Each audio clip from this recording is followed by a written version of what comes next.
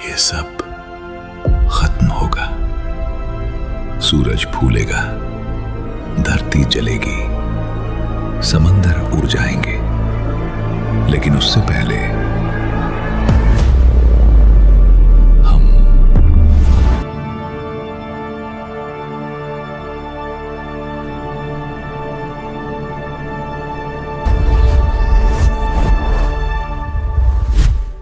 आज रात जब तुम सो जाओगे वो हो रहा होगा। अभी भी हमारे सूरज के अंदर एक काउंटडाउन चल रहा है और कोई रोक नहीं सकता।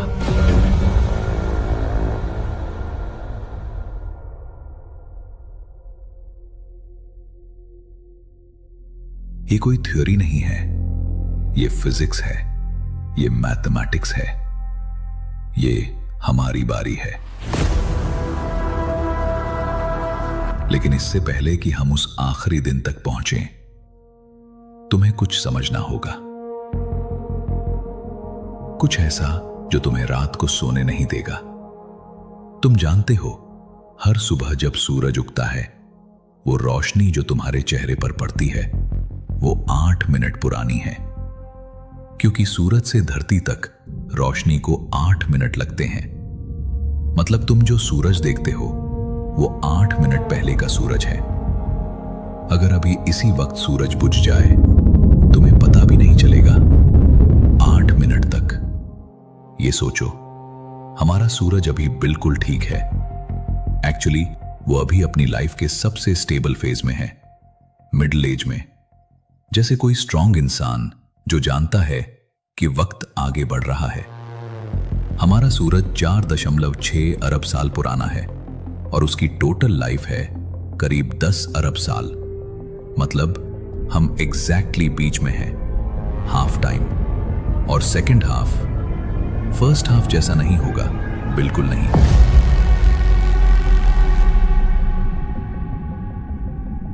अभी हमारा सूरज हर सेकंड में 60 करोड़ टन हाइड्रोजन को हीलियम में कन्वर्ट करता है। हर सिंगल सेकंड। ये प्रोसेस जब तक चलती रहेगी हम सेफ हैं। लेकिन जब ये प्रोसेस स्लो होने लगेगी तब शुरू होगा वो काउंटडाउन जो अभी भी चल रहा है। लेकिन रुको, मैंने अभी तक जो बताया वो सिर्फ वार्म अप था। असली स्टोरी अभी शुरू होती है और ये स्टोरी पर्सनल है।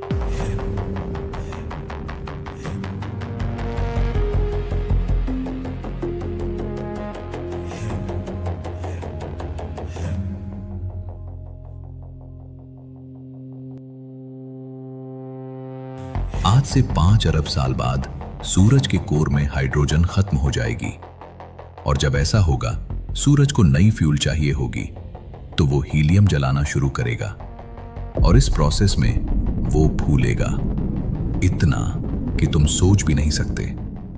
अभी सूरज और धरती के बीच डिस्टेंस है 10 करोड़ किलोमीटर से भी ज्यादा। रेड जायंट बनने के बाद सूरज की सरफेस उससे भी आगे होगी। मतलब धरती सूरज के अंदर होगी। लेकिन ये एक झटके में नहीं होगा, ये धीरे धीरे होगा, बहुत धीरे। पहले मरकरी जाएगा, हमारे सोलर सिस्टम का सबसे छोटा प्लैनेट, सूरज के सबसे करीब। पहले वो गर्म होगा, फिर और गर्म, फिर उसकी सरफेस पिघलेगी और फिर वो बस एब्जॉर्ब हो जाएगा, जैसे कोई था ही नहीं। फिर वीनस जाएगा, हमारी धरती का जुड़वा, जो प्लैनेट कभी अर्थ जैसा था, वो भी एब्जॉर्ब। हमारी बारी। लेकिन उस दिन से पहले धरती पर क्या होगा ये जानना और भी जरूरी है, क्योंकि वो दिन अचानक नहीं आएगा। वो आएगा बहुत धीरे, बहुत तकलीफ से।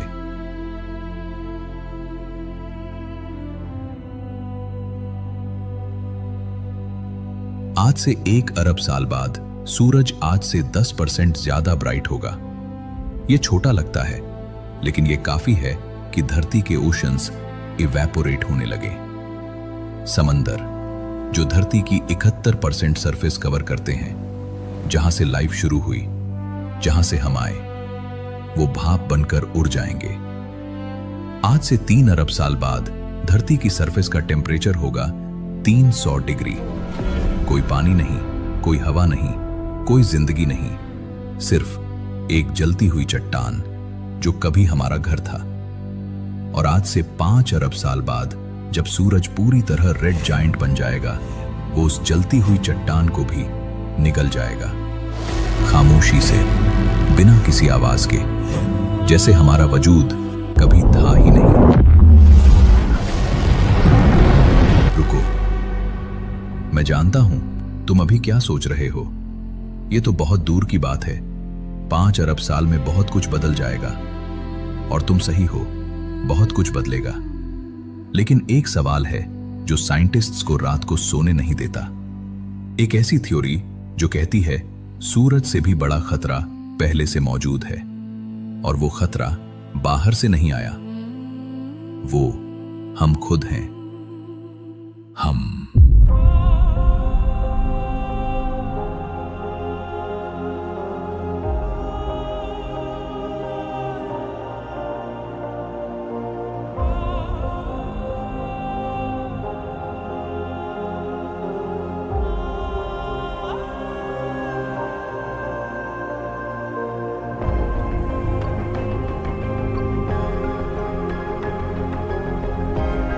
साइंस कहती है एक सिविलाइजेशन जो काफी एडवांस्ड हो, वो अपनी प्लैनेट को मूव कर सकती है। प्लैनेटरी माइग्रेशन, ये साइंस फिक्शन नहीं है, फिजिक्स इसे अलाउ करता है। कॉन्सेप्ट सिंपल है। अगर तुम किसी एस्ट्रॉइड को धरती के पास से गुजारो, बार बार, केयरफुली, उसकी ग्रेविटी धरती को धीरे धीरे पुश करती रहेगी। 1 बिलियन साल में धरती को मार्स की ऑर्बिट तक ले जाया जा सकता है, फिर जुपिटर तक, फिर और दूर, सूरज से दूर। लेकिन ये सब पॉसिबल है सिर्फ तब अगर हम अभी से तैयारी शुरू करें, अभी से, आज से।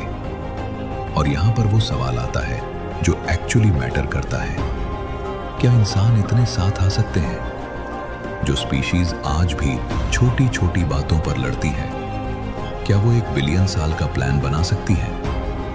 और यहां पर आती है वो थ्योरी जो मुझे सबसे ज्यादा डर देती है। उसका नाम है द ग्रेट फिल्टर। ये थ्योरी कहती है ब्रह्मांड में लाइफ कॉमन है, छोटी लाइफ, बैक्टीरिया, सिंपल क्रीचर्स। लेकिन एडवांस्ड सिविलाइजेशन बहुत रेयर है। क्यों? इतने सारे स्टार्स, इतने सारे प्लैनेट्स, इतनी सारी पॉसिबिलिटीज, और फिर भी खामोशी। ग्रेट फिल्टर कहता है हर सिविलाइजेशन के सामने एक ऐसा पॉइंट आता है, एक ऐसी वॉल जिसे क्रॉस करना ऑलमोस्ट इम्पॉसिबल है। कुछ साइंटिस्ट्स कहते हैं वो फिल्टर हमारे पीछे है। हम ऑलरेडी उस वॉल को क्रॉस कर चुके हैं, इसीलिए हम यहां हैं। लेकिन कुछ साइंटिस्ट्स कहते हैं वो फिल्टर हमारे आगे है, अभी आना बाकी है। और अगर दूसरे वाले सही हैं, तो वो फिल्टर क्या हो सकता है? Nuclear war, climate change, artificial intelligence जो कंट्रोल से बाहर हो जाए, या कोई ऐसी चीज जिसके बारे में हम अभी सोच भी नहीं सकते। ये सोचो, अगर कोई एडवांस्ड एलियन सिविलाइजेशन होती जो हजारों साल पहले एग्जिस्ट करती थी, तो आज हम उनके सिग्नल्स सुन रहे होते, उनकी रेडियो वेव्स, उनकी रोशनी, उनका कोई ना कोई निशान। लेकिन ब्रह्मांड खामोश है, बिल्कुल खामोश। क्या इसीलिए क्योंकि वो सब अपना फिल्टर क्रॉस नहीं कर सके? और क्या हम उन्हीं की तरह उसी रास्ते पर हैं? मैं नहीं जानता, कोई नहीं जानता। लेकिन मैं ये जानता हूं, आज सूरज उगा है, आज धरती घूम रही है, आज समंदर में लहरें उठ रही हैं, आज कहीं कोई बच्चा पैदा हुआ है, आज कहीं कोई इंसान दूसरे इंसान से मिला है। ये सब इतना कॉमन लगता है, इतना नॉर्मल। लेकिन ब्रह्मांड के 13.8 अरब सालों में ये सब सिर्फ एक जगह हो रहा है, सिर्फ एक प्लैनेट पर, सिर्फ हमारी धरती पर। और एक दिन ये दिन होगा, सूरज फूलेगा, धरती जलेगी, समंदर उड़ जाएंगे, हमारे शहर, हमारे घर, हमारी यादें, हमारी कहानियां, सब कुछ। लेकिन वो दिन आज नहीं है। आज तुम यहां हो, आज तुम सांस ले रहे हो, आज तुम्हारा दिल धड़क रहा है। और ये कोई छोटी बात नहीं है। ब्रह्मांड ने 13.8 अरब साल लगाए तुम्हें यहां लाने में। हर स्टार जो टूटा, हर प्लैनेट जो बना, हर एस्ट्रॉयड जो धरती से टकराया, हर वायरस जो फेल हुआ, हर इंसान जो जिया और मरा, एक लंबी चेन है जो तुम्हारे तक आई। तुम एक्सीडेंट नहीं हो, तुम ब्रह्मांड की सबसे बड़ी अचीवमेंट हो। और एक दिन हमारी बारी जरूर आएगी, लेकिन अभी हमारी बारी जीने की है, प्यार करने की, सवाल पूछने की, आसमान देखने की। ये सूरज जो आज उगा है वो तुम्हारे लिए उगा है। इसे वेस्ट मत करो।